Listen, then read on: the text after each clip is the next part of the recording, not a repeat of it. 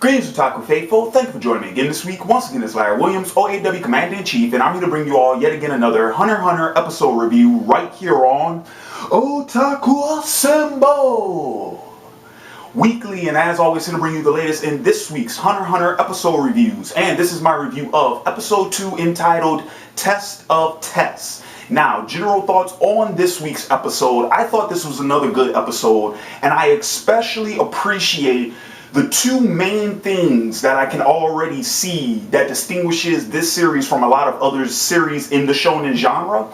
So the first of those things is the fact that we're being offered a lot more intrigue at the start of this series rather than action. Most other shonen series will try to hurry things along so that we can get to the action, right? Whereas this series is actually sort of more taking its time and sort of giving us more intrigue, what with the Hunter exam and then also with helping to develop the world. So we're not just necessarily rushing until the next fight. The second thing I appreciate is the fact how much we are informing the audience about our characters and at the same time still progressing the narrative. We're still progressing the events of the story. We're not stopping, sort of putting things off to the side, adding in a bunch of filler, setting up some wacky, crazy, comedic moments so that we could sort of learn these characters' personality. No, we're not doing all of that. Because once again, as I mentioned before, the series is streamlined, so it's like, no, we can still fill you in about the characters themselves while still progressing the story, and I appreciate that. So the other thing is, this episode, given what we got in it, it does bring up two big questions I have about the series so far, and I'm going to get into more detail with that later on in this review. So let's go ahead and let's jump into the episode. So, in a nutshell, this episode follows Gon, Kurapika, and Leorio now that they've made it to the island, now that they've successfully passed the first weed out portion of the Hunter exam, and now their objective in this episode is to actually locate the site of the examination. And in doing so, they run across two more tests in this episode. The first of which is that they're presented in the middle of the street by this mysterious party that offers them this sort of questionnaire. They each have to answer the same question. They're only given two options in which to answer, and depending upon whatever their answer is, you're either giving a right or a wrong answer. They'll progress past that phase. And funny enough, as it would happen, Leorio's reaction and Kurapika's observation, they soon figure out that it's a no-win scenario. It's like there is no right or wrong answer to the question. The appropriate answer is actually silence, and that what allows them to move on to the next phase. That I thought was very clever, and for a couple of reasons. So number one, I dug that scene because, once again, referencing back to Yoshihiro Togashi's previous series, Yu Yu Hakusho, it does remind me of some of the tests that Yusuke and the rest of his party would run across in their series, especially if you go back to like the Genkai tournaments, or if you all remember Chapter Black when they had to go through the different phases, with Game Master, and dealing with people in their different territories, how they all had these rules. Some of them were mind games, some of them were word games, some of them, this, is, and the other. So it was kind of cool seeing Togashi sort of keep playing in that field. But also, what I liked about the scene was that it did present the characters with a very real question, a moral and ethical choice that would have to be made. So it wasn't a question just for the sake of questioning. No, it was very relevant. And it did reinforce the dangers that these characters would meet in their profession. And it also sort of heightened, the severity of those situations. The whole idea of having to make the choice between, choosing between loved ones, that is a real world conflict that Gong and the rest of the team may have to come across. And then the second test that they have to deal with in this episode is pretty much this staged attack from this magical creature attacking this couple of civilians. And so, of course, Gong and his team, they have to apprehend this animal, and by the end of it, they end up passing. They're able to figure out that it is a ruse, that it is a stunt. It's all staged.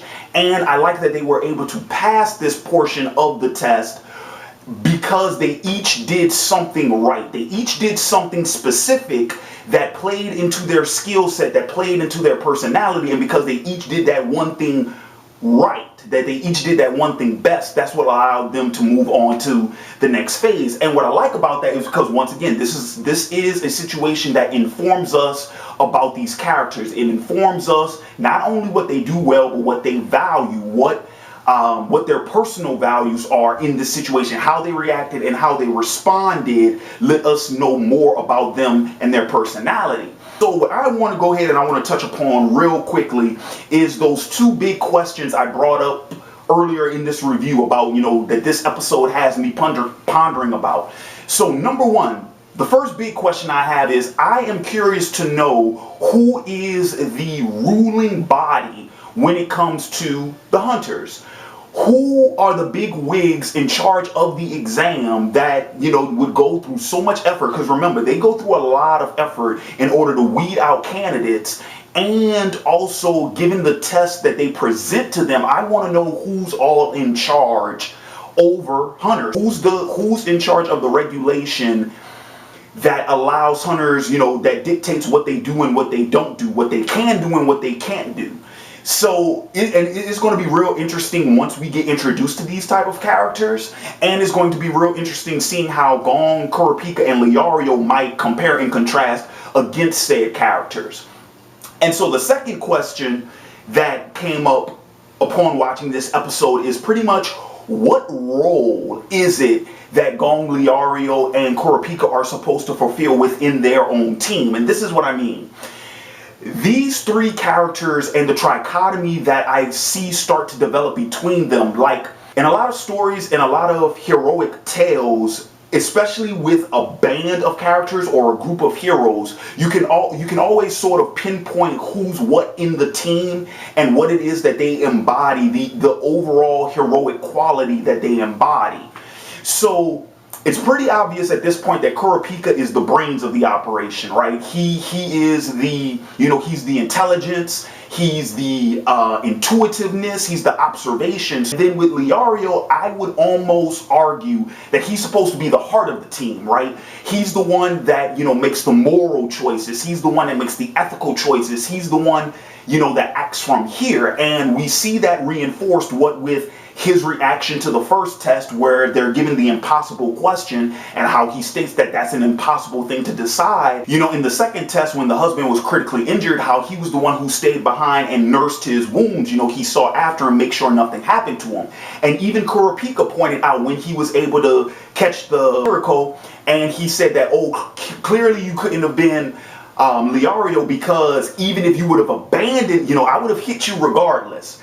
Not knowing if this was a ruse or not, because you would have abandoned someone that you were in charge of. So there's enough to suggest that Leorio might be that heart portion of the team, but I'm not entirely sure yet. I'm not entirely sold, because there's Gong to take in consideration. Now, granted, Gong is our main character, and he does embody qualities of all three of these things. We know that Gong is very intuitive, that he's very inventive, that he has that natural curiosity about him.